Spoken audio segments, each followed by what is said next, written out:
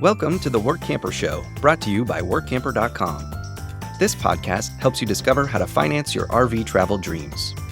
Each one of our episodes will introduce you to people who are already living the RV lifestyle or to work camping opportunities all around the U.S. You'll also learn how to hit the road the right way and make the most of every opportunity. Now let's turn over today's show to your host, Greg Gerber.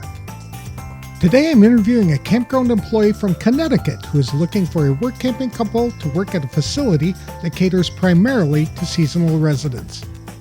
Today's episode is sponsored by Workamper News. Much more than just a job listing website, when you put the tools of this professional service into action, you'll find out just how easy it can be to turn your work camping dreams into reality. A Workamper membership opens the door to a one-stop shop for all things work camping. Being the original resource for work camping, you'll find the largest number of job listings, be able to connect with a community of work campers, and view resources compiled by experts who've been enjoying the RV lifestyle for many years. If you're serious about leading a successful and enjoyable work camping lifestyle, then a membership is for you.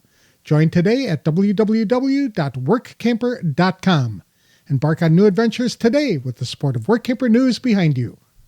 Peter Hornat is a fifth-generation worker at Laurel Lock Campground in Oakdale, Connecticut.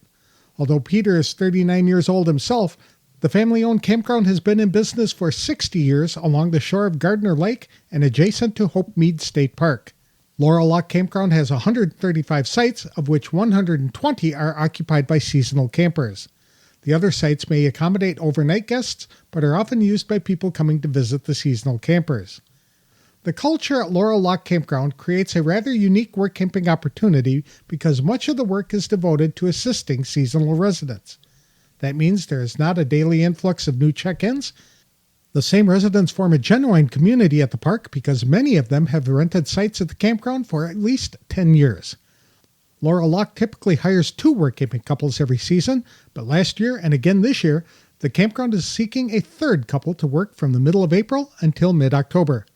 To tell us more about this opportunity in beautiful New England, please welcome to the show Peter Hornat with the Laurel Lake Campground. Thanks for joining me today, Peter. I really appreciate it. I understand Laurel Lock Campground is almost 60 years old. Is that possible? Yeah, I'm only 34, so it's hard for me to imagine myself, but so they tell me. Did you grow up in the campground? I did, kind of summers. I grew up in the suburbs of Hartford, and we're in southeastern Connecticut, here, Oakdale, Connecticut. And so I'd come down during the summers. And at that point, when I was born, my grandparents were managing it. And then another couple was managing it in between my grandparents and my parents. The last 24 or 5 years, my parents have been managing it. And I've been helping them on and off, going to school and different jobs. Okay. It's been a part of my life. That's fun. What's so special about Laurel Lock that people seem to keep coming back for 60 years? It's just, we're incredibly fortunate to have a beautiful piece of property on Gardner Lake, which in my biased opinion is the most beautiful lake in Connecticut. And it's just the community that we have here is amazing. We have 135 sites, 130 of which are seasonal, and our season runs from May to Columbus Day. And we have campers that have been with us for 40 plus years. I think your average camper probably stays with us for 10 to 12 years. And most of the campers that we have are word of mouth. We do very little advertising. So everybody kind of fits into a community really well. And it makes running a campground business that much more enjoyable and easy when everybody else is looking out for one another and just values the community aspect. That has to be a unique experience because the people are there for years and they must really get to know each other and do things together. Yeah, it's so nice to see some people who didn't know anybody before coming here. Their best friends are their next door neighbors at the campground, and they go on winter vacations together, and they're getting together in the off season, and they're counting down the days for the campground to open again. So it's an amazing thing to be part of. That's fun. So people are together during the summer and then they go on vacationing together through the winter. How many work campers do you folks typically hire? In the past, we've typically had 2 work camper couples. Last year, we had a third work camper couple. And two of the couples are returning again this year, one for a third season, one for a second season. And we're looking to bring a third couple on again this year. Okay. So you're just right now looking for one couple to start in or around Memorial Day, did you say, or May 1st? Actually, around the middle of April. We open the first weekend in May, but we prefer to have them here the middle of April to help us get ready for opening. What are some of the things that the work campers are involved in doing? In the early season, it's more light landscaping activities that are going on in the restrooms, rec halls opened, maybe some light painting here and there, light construction work. We really try to utilize whatever skills the campers have, work campers have had in the past to our benefit and to their enjoyment. Certainly when the season's going, we typically have the woman of the work camper couple working in the store and in the office. We have a weekly newsletter that we pass out to everybody when they come in, just give them a nice greeting. We have a nice little store area where we sell just camp essentials, candies, ice cream, whatnot. And our store is the main place for doing business. Any payments that we have, we sell propane and firewood and stone out of the camp store. We have a lot of golf carts that we have registration for and whatnot, boats, since we're on a lake. So a lot of kind of that paperwork thing. And it's just really important for us to have work campers that have a positive attitude, particularly the woman who's working in the store.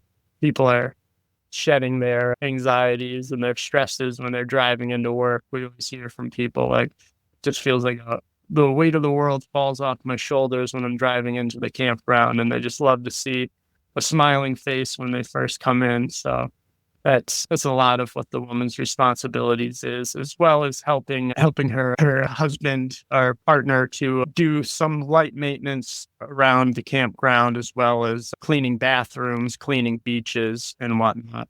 And then as far as the guy goes, we again utilize his skills, whatever he's done in the past and would like to do.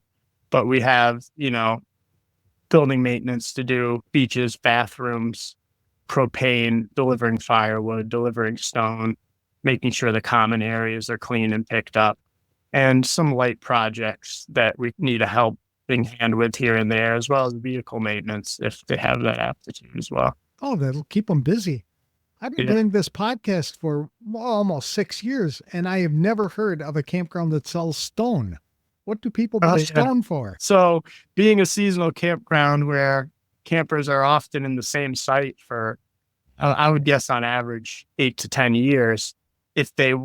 Most of the sites have some stone on them, but if they would like to freshen it up a little bit, we'll sell them stone to just keep their site nice and neat and tidy. Okay. Do the campers own the sites, or are they renting them from you? No, they're renting them from us on a yearly basis. Are most of the people there older folks, or do you accept families or welcome families into the campground?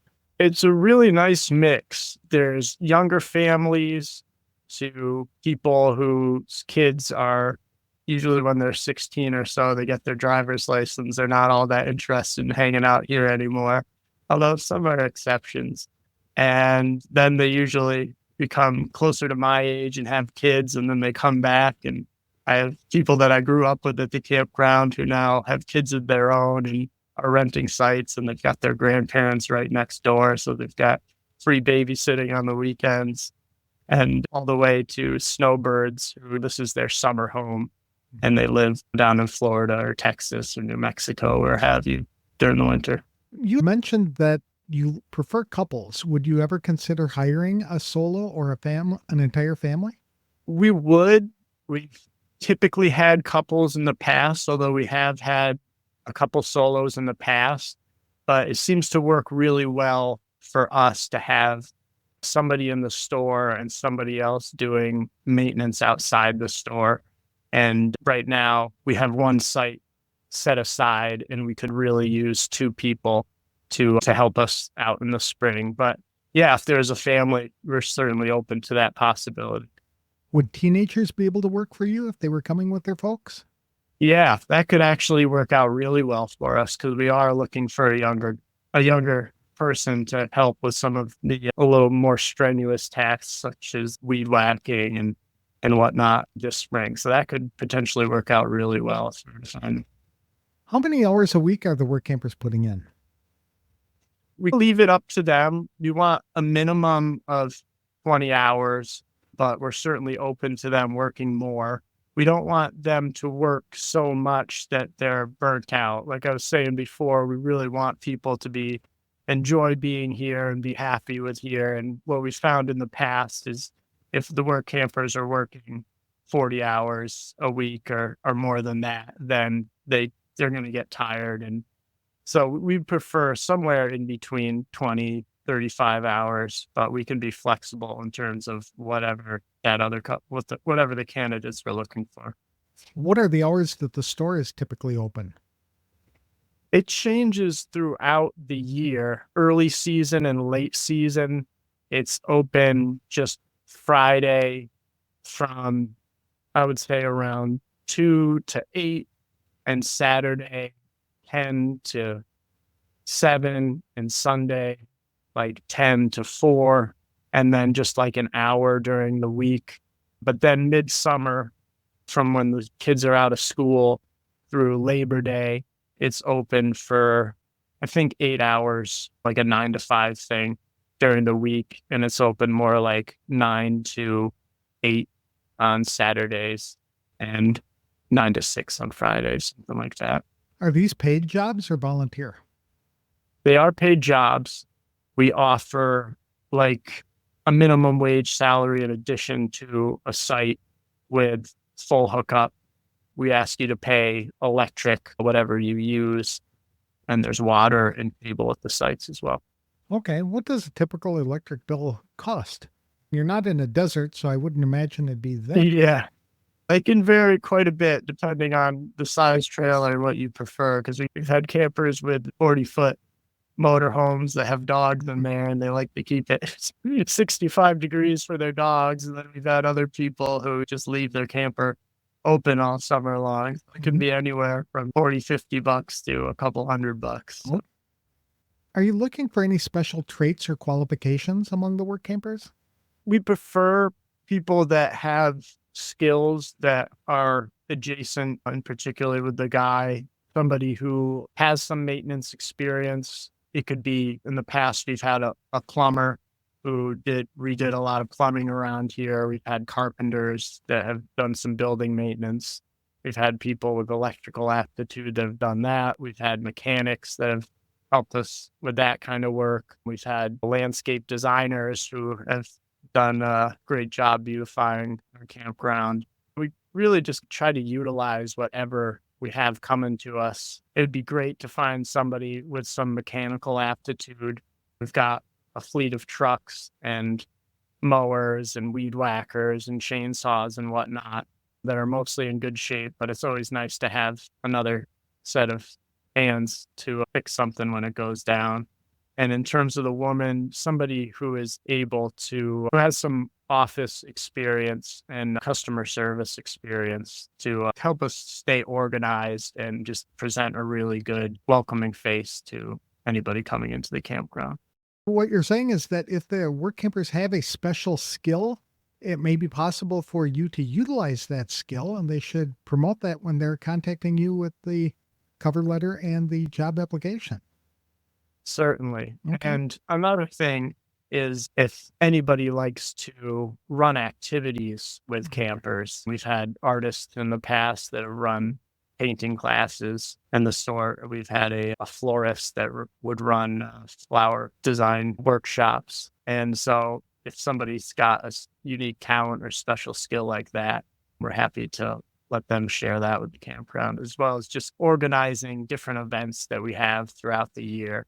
We'll have bands throughout the year, and we'll have lots of potlucks and any sort of party that our campers dream up.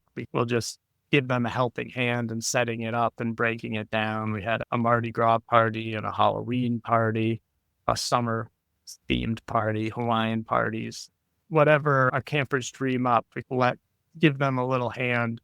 And it's great when the work campers are willing to contribute to both their imagination and their hands to make those things happen.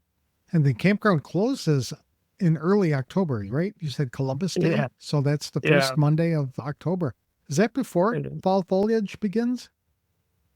It's right about the time that fall foliage is peaking down here. Yeah, it's really beautiful right about the time that it closes. And it's nice to have work campers stay on for a week or two after as the peak is happening, help us close up.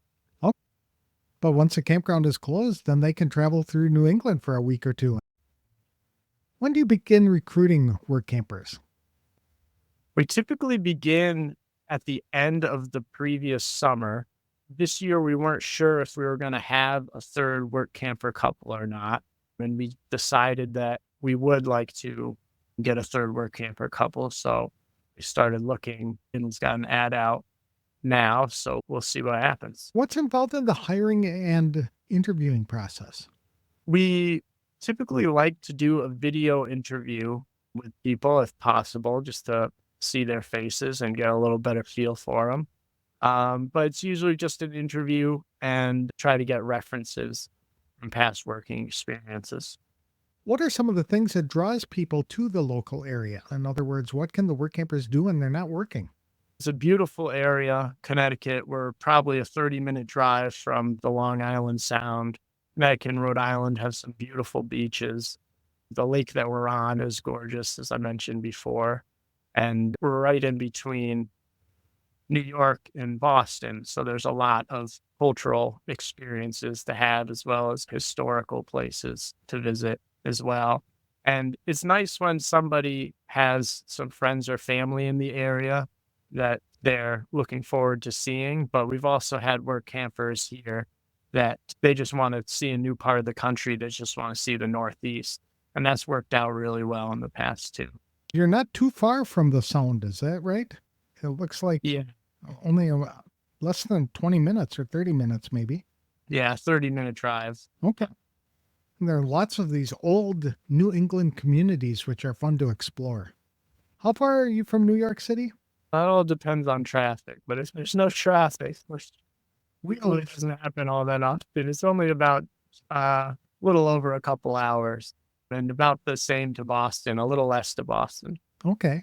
I don't know of anybody who would be brave enough to drive into New York City. Most of the Yeah. people pick up a train. How far away from the train stations are you? We're about 30-minute drive, Okay. 45-minute drive from New London train station. And how big is the Oakdale area? So Oakdale is a section of Montville, which by land is one of the larger towns in Connecticut. And it's a good sized town in southeastern Connecticut. We're in the middle of the southeastern quadrant of Connecticut. And we get a pretty good draw, just a little off topic, but we get a pretty good draw of campers just from this local area, from the town or from the nearby city of Norwich. We also get a pretty good draw from the cities like Hartford and New Haven, Providence, and stuff like that. But it's a really beautiful, mostly rural area. Lots of woodlands, lots of rivers and lakes. So it's really nice to just explore the local area. Are there any fun local festivals that take place every year that the work campers would like to participate in? There's a farmer's market just down the road, the Basra Farmer's Market, which is a really good time. I think that's every Friday afternoon. Local craftspeople as well as just local food. There is a local Dip Festival, Sail Fest down in New London, fireworks, of course, on 4th of July, and Mystic, Connecticut, which is a quintessential Connecticut coastal town, is a 35, 40-minute drive away. And they always have music and events going on down there throughout the summer. So it's a really nice asset to have nearby as well. What's one thing you wish all work campers knew before they came to work for you? That we are a family owned and operated business. So we really care about our campers' experience and we try to give them the best experience that we can. And I think when work campers come, they find that out quickly and how tight knit of a community it is here and how special that is to be a part of. And like I said before, it's got to be interesting because you're not checking people in every day Yeah. or out. So They're coming in early in the season and staying the entire season. yeah, so the maximum number of campers that we'll have is 5, maybe 6 if we've got an open seasonal site when the season begins. And so it makes Friday afternoons pretty light and breezy compared to most campgrounds. You don't have a line out to the road of people checking in. And again, everybody knows one another. So it's pretty low key. Where can people get more information about the campground or the work camping opportunities? They could check out our website at laurellock.com, and that's spelled LAURELOCK.com. We will have an ad on Workamper News where you can find out more information and call us at our office number is 860-859-1424. Wonderful. This sounds like it'd be a fun opportunity for somebody who likes a more laid back and less hectic campground experience. Although they'll be busy serving guests all summer long, it's like everybody knows each other and it's a big family. And that's an entirely different atmosphere from what most campgrounds have during the summer season. So I encourage people to check it out. Thank you so much, Greg. I really appreciate your time. Thank you for your time.